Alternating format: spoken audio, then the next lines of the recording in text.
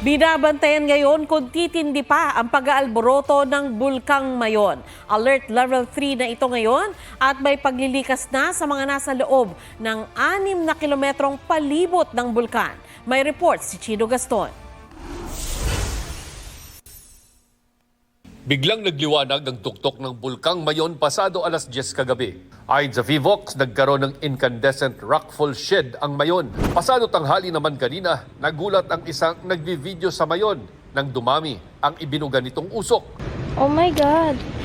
Lumabas sa bunganga ng bulkan ng uson o pyroclastic density current na pinaghalong mainit na bato, gas at lava. Dahil diyan, itinaas ng Vivox sa alert level 3 ang Mayon. Ibig sabihin, lalong lumalapit sa surface o labas ng bulkan ang magma. Nitong bagong taon lang, itinaas sa alert level 2 ang Mayon nang maging mas aktibo ito gaya ng mga rockfall. Ngayon, sabi ng Vivox, nagkakaroon na ng effusive eruption ng Mayon. Technically, it's erupting. It's just a effusive eruption. Yun yung quiet eruption natin, slow release of magma doon sa edifice ng bulkan. Hindi inaalis ang posibilidad ng explosive eruption, pero mas lamang daw ang tsansang imbes na malakas na pagsabog, dahan-dahan lang ang paglabas ng magma tulad ng pagsabog nito noong 2023. Usually kapag explosive eruption kasi, yung interval ng bawat eruption ay medyo matagal-tagal. So kasi yung last eruption natin, bago lang, wala pang 3 years kasi nag-erupt to noong June 2023. At dahil din yan, kaya posible ring tumagal ang pagsabog pareho noong 2023 na inabot ng 6 na buwan bago na ibaba sa alert level 2 ang Mayon. Sa ngayon, hindi pa masabi kung hanggang kailan ito tatagal. Ang tiyak ayon sa Vivox, nakamamatay ang uson kung madaanan ka nito. Pwede kang malibing, masunog o madaganan. Kung manipis ang uson, posible namang kapusin ng hininga ang madaraanan. Bilang pag-iingat, bawal na ang sinuman sa loob ng 6-kilometer permanent danger zone sa paligid ng Mayon. May mga checkpoint na rin para maharang ang mga papasok.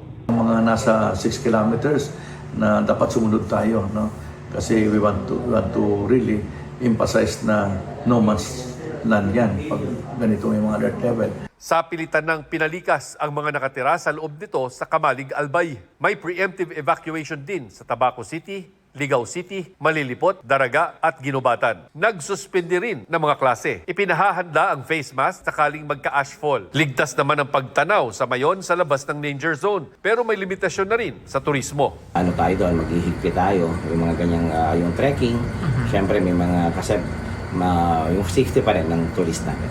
Yung ATV rides, minsan nakakaabot dun sa 6. Yan, off-limit muna. Kung pwede, dito muna sa Kagsawa. Yung Kagsawa, malayo pa yan po. That's more than 12 kilometers pa. Ang Bulkang Kanlaon naman sa Negros Island na nasa alert level 2 pa rin, mahigit 3 oras nagbuga ng abo kaninang umaga. Ang Civil Aviation Authority of the Philippines, pinaiiwas ngayon ang paglipad sa paligid ng Mayon, Kanlaon, pati sa mga aktibo ring Bulusan at Taal. Chino Gaston nagbabalita para sa GMA Integrated News.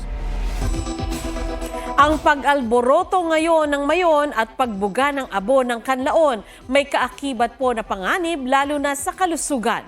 Ayon sa Health Department, ilan sa mga posibleng epekto ng ashfall ay pangangati ng ilong at lalamunan pati na ng mata. Hirap sa paghinga, ubo at sakit sa baga, maging ang sakit sa balat. Maaari din itong ikasugat o ikamatay dulot ng mga pagguho o aksidente. Kung magkaka-ashfall sa inyong lugar, payo ng Department of Health, manatili sa loob ng bahay, isara ang mga pinto at bintana para hindi matangay ng hangin at pumasok sa bahay ang abo, basain ang abo sa bakuran. Maaari ring basain ang mga kortina. Magsuot ng N95 masks at sa mga mata naman ay goggles o eyeglasses.